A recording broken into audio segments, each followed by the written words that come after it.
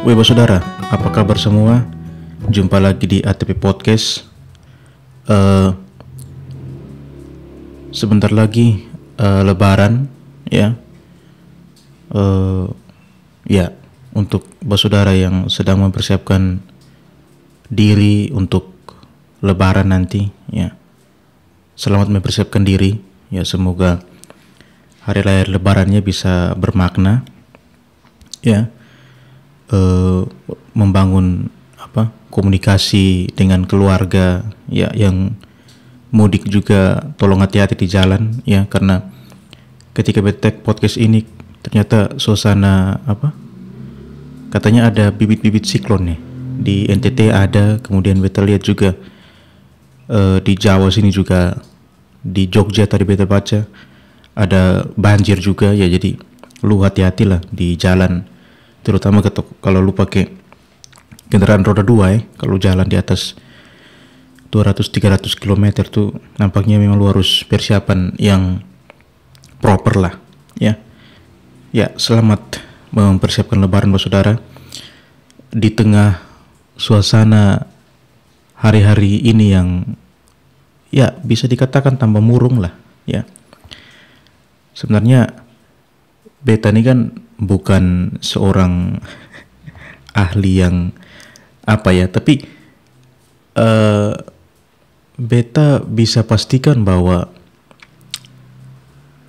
ada satu kata bijak lah, bunyi kata bijaknya beta lupa secara persis, tapi katanya start yang awal itu menentukan bagaimana lu akan berproses dalam satu hal, ya. Dan hari-hari ini nampaknya kita sebagai anak bangsa, sebagai anak, ya, itu melihat negara kita nampaknya tidak terlalu baik-baik, saudara. Demo-demo itu luar biasa beberapa, ya, minggu terakhir ini, bahkan menjelang Lebaran pun beta lihat masih banyak aksi demo, ya. Ya, ini menandakan bahwa memang kita tidak baik-baik saja. Beta juga lihat banyak isu ini, ya, PHK, ya. Kasihan orang-orang dirumahkan gitu. Kasihan karena ya bagaimana mencari penghidupan. Beta mau mendeliver pesan ini kepada saudara bahwa kayaknya memang kita kurang baik-baik saja, saudara. Beta tidak terlalu mengerti ekonomi. Beberapa minggu yang lalu ketika indeks saham gabungan itu turun berapa persen tuh, ya. Beta tidak tahu itu maknanya apa, tapi kalau beta nonton baca-baca, kemudian nampaknya ini salah satu indikator menandakan bahwa ekonomi kita, ya, ekonomi kita tidak baik-baik saja, dan yang tadi beta bilang PHK kemudian dan lain sebagainya itu menjadi rambu-rambu lah kalau kita mau katakan begitu. Ya, hidup lagi sulit, saudara. Apa sih yang bisa kita buat? Ya bisa kita buat, ya, menjadi bijak. Nah, itu penting juga tuh. Bijak dalam berbagai hal, saudara, termasuk bijak dalam berkata-kata, ya. Karena beberapa minggu ini kita juga disuguhkan dengan, mau dikatakan humor pun beta tidak tahu ini humor atau tidak, ya, ketika suatu peristiwa terjadi kemudian orang-orang yang punya jabatan kasih respon yang kurang bagus. Beta kadang berpikir ini beliau ada stand up komedi atau memang menunjukkan ketidakmampuannya. Contoh ketika timnas kita, ya, timnas Indonesia, ketika sebelum lawan Bahrain kemarin yang kita menang, kan beberapa hari sebelumnya kan kita lawan Australia itu kita kalah tuh, ya, 5-1. Kemudian ada satu orang menteri yang bilang, oh itu kalah karena kurang gizi. Bukan menteri, ya, kepala badan lah, kalah karena kurang gizi itu, ya. Ya, kalau bilang beliau lelucon, apakah posisinya sebagai seorang kepala badan bisa berkelakar seperti itu? Beta pun tidak tahu, saudara. tapi garing sih. Ketika panit-panit sepak bola ya kemudian menganalisis, oh ini kalah karena pemainnya belum klop dengan Patrick Kluivert sebagai pelatih baru dan lain sebagainya ya, faktor-faktor yang lain ya. Kepala badan ini bilang ini kurang gizi ini. Ya, tidak berhenti di situ saja saudara. Kemarin juga kita patut bermurung juga ya ketika kantor Tempo dikirimi kepala babi ya. Terus ada satu staf komunikasi atau apa itu ya, orang besar lah di negara itu bilang ya sudah kalau kepala babi dimasak saja. Ya, beta mau cerita kepala babi saudara. Ini buat teman-teman yang tidak makan daging babi, tidak masalah. Tidak mau dengar cerita pun tidak masalah. Tapi beta mau cerita untuk menyatakan bahwa kepala babi itu memang enak. Ya, beta pernah pengalaman ya dulu waktu masih kosan ya. Teman satu kos itu bapak, ada satu orang tua, dia kerja di bank. Dia satu hari dia bilang, "Om, ini malam kita ini makan-makan ya." "Oh siap bapak." Kami ke satu rumah begitu, rumah warga di tetangga kami, ternyata sudah dimasak kepala babi saudara. Dan beta sebelum itu beta belum pernah makan kepala babi yang utuh ya. Dan malam itu baru beta makan kepala babi yang utuh. Jadi kepala babinya di bagian lehernya itu dipotong, kemudian kepalanya itu dibagi dua kalau tidak salah waktu itu. Dan memang enak saudara. Ya beta selalu statement dari dulu, kalau lu penasaran bagaimana babi itu sangat berguna dalam hidup saya, dalam beta, lu lihat saja itu episode kami dan babi itu. Ya, karena babi kami bisa kuliah, ya karena babi kami bisa urus keluarga, nikah dan lain sebagainya. Babi itu fungsinya banyak sekali. Beta lanjut cerita tadi. Kepala babi kami hanya berapa orang, sekitar 5-6 orang yang makan, dan wah itu nikmat sekali. Dan kepala babinya direbus saja saudara dengan ini daun singkong nih, daun ubi. Aduh itu. Yang memang bagian paling enak tuh telinganya sih. Ya, ya menurut Ibu Cica yang di Bocor Alus itu waktu mereka Bocor Alus episode kemarin, kenapa telinganya dipotong, kan telinganya paling enak itu. Memang betul itu ya, kepala babi. Dan malam itu kami habiskan sampai jam 5 pagi dengan beberapa botol minuman. Karena enak ya. Ketika kantor Tempo dikirimi kepala babi dan kepala yang respon pejabat negara bilang tidak dimasak saja tuh ya, mungkin untuk merespon hal seperti itu kurang tepat saudara ya. Tapi lu coba tanggapi dengan kata lain lah ya. Jangan, kalau lu mau lelucon, kayaknya bukan tempatnya. Sama seperti tadi, timnas kalah karena kurang gizi. Ya saudara, kemampuan komunikasi ini kan hal yang menurut beta orang-orang besar itu ya, semacam lu punya jabatan, lu punya intinya lu punya tanggung jawab besar lah, itu nampaknya lu harus punya saudara. Setidaknya lu punya kemampuan untuk berretorika lah, punya kemampuan untuk berdialektika lah ya, dalam diskusi atau dalam forum atau ketika ditanya oleh wartawan ya. Ya mungkin lu bisa saja jawab dengan dengan diplomatis ya. Tidak harus kemudian masak saja sudah itu karena timnas kalah karena kurang gizi. Ya, Eh, itu yang kita lihat sih, saudara, bahwa apakah ini menandakan bahwa pejabat-pejabat kita kemudian sekarang kurang dalam kemampuan komunikasi? Mungkin, ya. Tapi ya mudah-mudahan ke depan lebih baik supaya lebih teduhlah negara kita ini, ya. Jangan terlalu banyak diksi-diksi yang mengganggu. Terkait dengan perkembangan ini, saudara, beta juga kemudian melihat bahwa sekarang itu, ya, sebenarnya sudah lama beta mau bicara ini, ya, yaitu terkait dengan yang namanya ormas, organisasi masyarakat. Entah kenapa dalam beberapa minggu ini banyak kejadian, saudara, ya. Ada orang-orang yang pakai seragam, ya, seragam kayak orang militer, ya, datang ke perusahaan atau datang kemana begitu, minta THR. Ya, yang beta lihat begini, entah kenapa beta lihat hal seperti ini, beta kemudian flashback ke tahun-tahun 90-an dulu, ya, yang mana kalau di Kupang tuh atau di Timur tuh ada yang pajak tuh kan,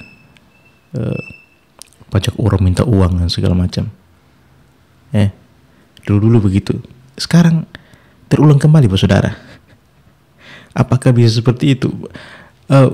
Beta takutnya ini juga menandakan bahwa, ya, ini satu situasi di tengah masyarakat di mana menandakan bahwa negara tidak baik-baik saja. Masa lu datang hanya modalnya seragam kemudian lu minta uang di pengusaha-pengusaha, ya, itu kan kurang bagus.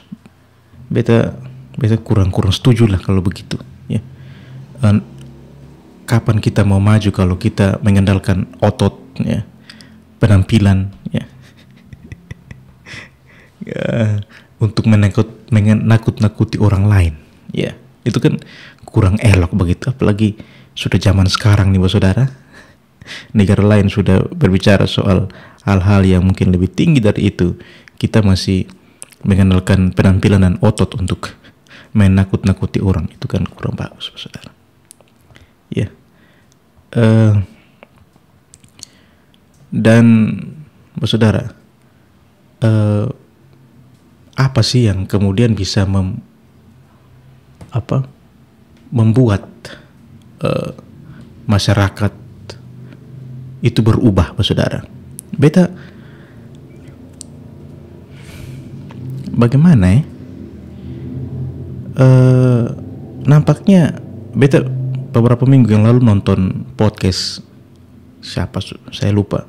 Salah satu pembicaranya itu ada Anies Baswedan, ada Pak Sukidi yang biasa tulis di Tempo tuh, ya, dan juga Rocky Gerung satunya, Kang EF siapa tuh, saya lupa. Itu podcast yang berat sekali. Beta dengar dengan serius beberapa menit itu, beta menyimak sekali. Ada pernyataan dari Anies Baswedan yang beta tangkap bahwa pendidikan menjadi penting, saudara, untuk membangun bangsa, ya.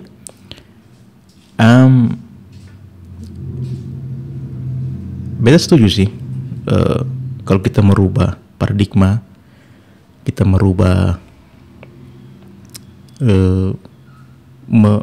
menciptakan generasi yang berbeda, ya, yang berubah. Pendidikan menjadi satu ini. Makanya sekarang beta dengar bahwa akan ada sekolah untuk anak-anak yang pintar tuh, ke sekolah unggulan. Sekolah apa namanya tuh, ya? Sekolah Garuda atau apa tuh, ya?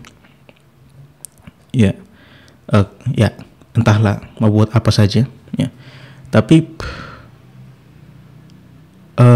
kenapa, ya, nampaknya pemerintah juga harus melihat lebih ke dalam, lebih ke pelosok. Contohnya kami di NTT, ya, bagaimana kesejahteraan guru, ya, bagaimana keadaan sekolah, ya.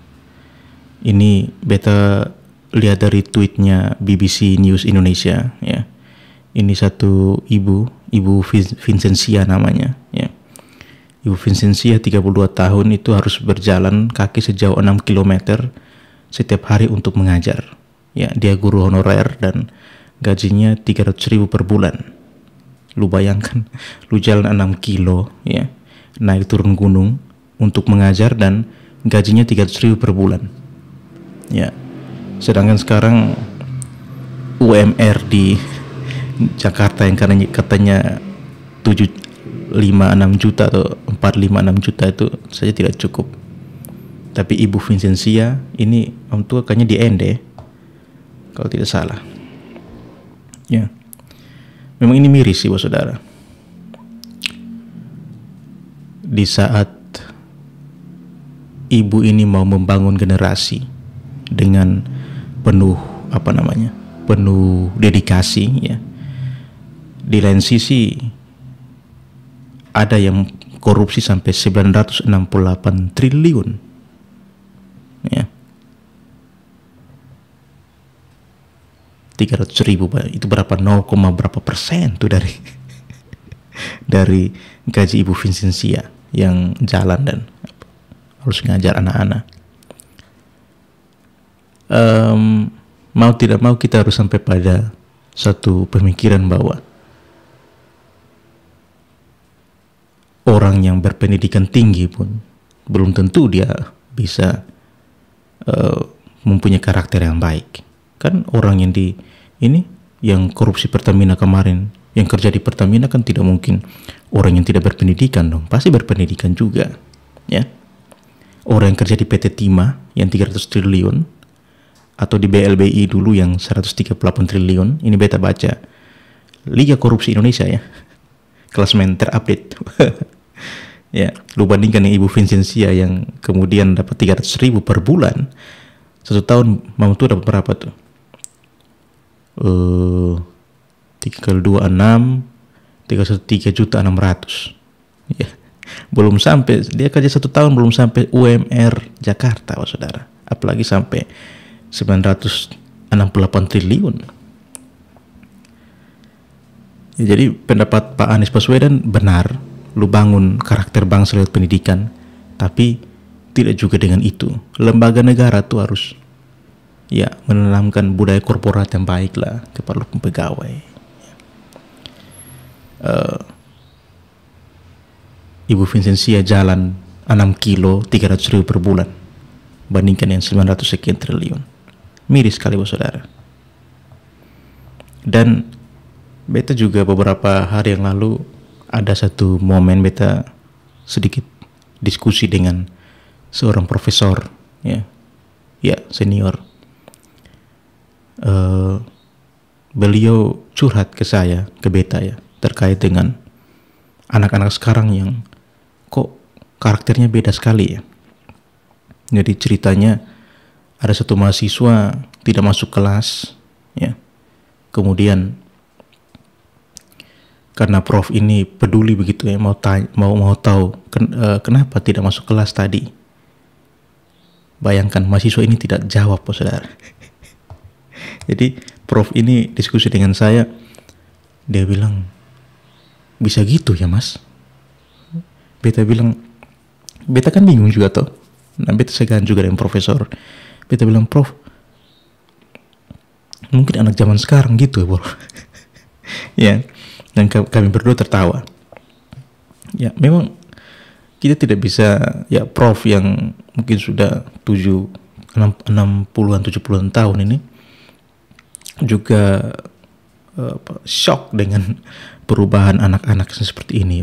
Mungkin dengan modernisasi mereka menjadi lebih easy going, lebih tidak seperti kita dulu yang kalau sekolah itu, kalau jalan guru di sana, kita pasti cari jalan yang lain tuh, tidak mau berpapasan dengan guru, karena bukan karena takut, ya karena takut juga, tapi karena lebih pada segan dan seterusnya, ya.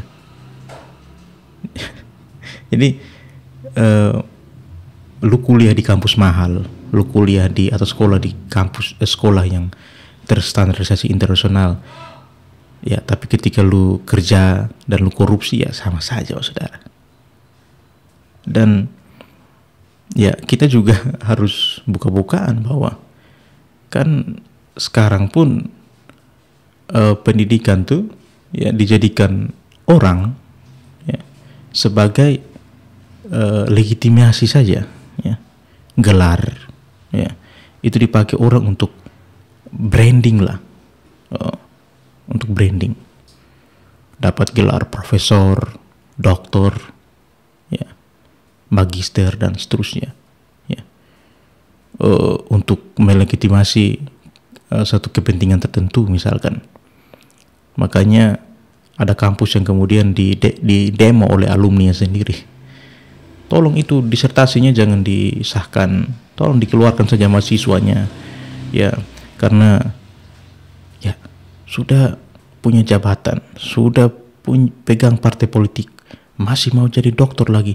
Ya kalau lu mau jadi dokter, lu ikut tahapnya toh bos. Ini tidak mau yang bypass, mau enak saja ya, kemudian jadi permasalahan dan seterusnya ya. Itu kan kemudian ya, yang mirisnya lagi ini terjadi di kampus yang membawa identitas negara lagi. Aduh ya, coba terjadi di kampus yang kecil dan ini tidak masalah, ini kampus besar loh saudara. Bisa begitu, bisa kecolongan lah beta. Kalau beta istilah beta bisa kecolongan begitu, itu kan bahaya saudara. Itu menunjukkan bahwa memang ya pendidikan tinggi yang harusnya kita menjaga marwah, integritas ya, itu kan tidak ada lagi. Beta pesimis Pak Saudara. Ini bisa seperti itu ya. Tapi namanya kalau kita semua melihat hal-hal yang buruk dari kejadian-kejadian yang terjadi, kita tidak tahu kapan harus melangkah, saudara. Mungkin nilai-nilai bangsa itu, nilai-nilai apa, norma-norma etika tuh kita harus, bapak ibu guru tuh harus mulai keras lagi ya kepada anak-anak ya. Beta yakin anak-anak tuh pasti bisa loh di sekolah tuh, ketika kita memberikan contoh yang baik ya, kita memberikan realitas kehidupan kepada mereka, beta yakin mereka akan ikut ya. Ya, contoh ini beta lihat ada satu siswa-siswa ini ya, ini karena gurunya pindah tugas ya, mereka patungan, satu orang 1 juta, terus beli kasih ini guru motor NMAX 1. Woi mantap gitu. Lihat di postingannya @kegoblokan Anfaida ini. Wah, ini murid 1 juta beli kasih gurunya NMAX ketika perpisahan nih. Wah mantap. Gurunya pindah dengan itu. Jadi guru pun kemudian, guru atau dosen atau pendidik yang lain, kita kayaknya punya banyak tugas nih ya, bagaimana menciptakan generasi yang baik lah. Dan menurut beta di ruang-ruang kelas kita harus berani sekarang membuka pikiran anak-anak ya. Lu ada di lingkungan yang sangat berubah ya, yang sudah perubahannya sangat dinamis ya, sehingga nilai-nilai diri itu harus dipegang. Dan menurut beta senjata terakhir seorang pribadi itu integritas sih, saudara. Ya. Kalau kita melihat liga korupsi tadi, ya, kalau ditaruh 1 triliun di situ, ya, tapi lu punya integritas, tidak mungkin lu pakai itu karena itu bukan hak saya dan seterusnya. Integritas. Tapi kalau lu tidak punya integritas lagi ya, buat apa, saudara? Buat apa? Ya. Maka kemudian kita sampai pada tahap di mana kita tidak punya harapan lagi. Ibu Vincentia mau jalan tiap hari 6 km, mau ajar anak-anak pun akan sia-sia. Ya. Ya, jadi para orang tua, para guru, para dosen dan semuanya ya, tugas kita berat lah di ruang-ruang, di rumah, di ruang-ruang kelas dan seterusnya ya. Wah saudara, mungkin itu saja yang beta mau bagi di episode ini. Terima kasih yang sudah dengar. Sekali lagi selamat mempersiapkan Lebaran Idul Fitri. Semoga semua dalam lindungan Tuhan Yang Maha Esa. Terima kasih sudah dengar. Cheers.